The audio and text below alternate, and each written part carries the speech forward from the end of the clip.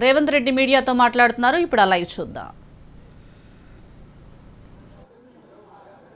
ఉద్యమాన్ని ఉవ్వెత్తున నడిపి 4 కోట్ల తెలంగాణ ప్రజల్ని ఏకతాటిపైకి తెచ్చి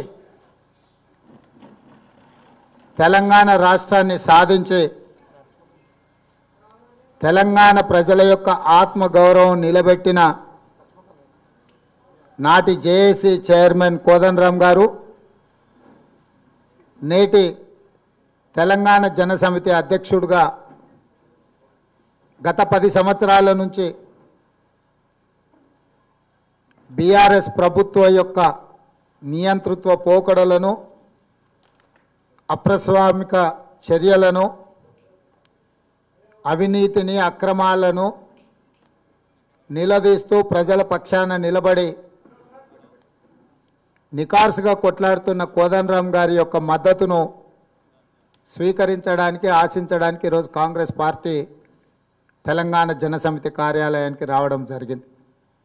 రాష్ట్రంలో జరుగుతున్న పరిణామాలను దృష్టిలో పెట్టుకొని చంద్రశేఖరరావు కుటుంబం నుంచి తెలంగాణకు విముక్తి కలిగించాలని, ఘడీల పాలన పోవాలి, ప్రజాపాలన రావాలి అన్న ఏకైక లక్ష్యంతో కలిసి పనిచేద్దాం. మీరు 4 కోట్ల తెలంగాణ ప్రజలు గౌరవించే వ్యక్తి, మీ మాటకు తెలంగాణ సమాజంలో సంపూర్ణమైన విశ్వాసం ఉంది. ఆ విశ్వాసం తెలంగాణ ఉద్యమ సందర్భంగా, తెలంగాణ రాష్ట్ర సాధన సందర్భంగా నిరూపితమైంది. ఈరోజు తెలంగాణ ప్రజల్ని పట్టి పీడిస్తున్న చంద్రశేఖరరావు నుంచి తెలంగాణకు విముక్తి జరగాలంటే మీ సంపూర్ణమైన సహకారం కాంగ్రెస్ పార్టీకి ఉండాలి. కాంగ్రెస్ పార్టీ అధిష్టానం సూచనల మేరకు నేను, మా ఇన్ఛార్జ్ మాణిక్రావు ఠాకరే గారు, మా బోస్ రాజ్ గారు, మా విష్ణునాథ్ గారు, మా రోహిత్ చౌదరి గారు, మొత్తం తెలంగాణ ఇన్ఛార్జీలు అందరూ కూడా కలిసి వారికి విజ్ఞప్తి చేయడానికి, వారి సహకారం తీసుకోవడానికి ఈరోజు రావడం, వారితో చర్చించడం.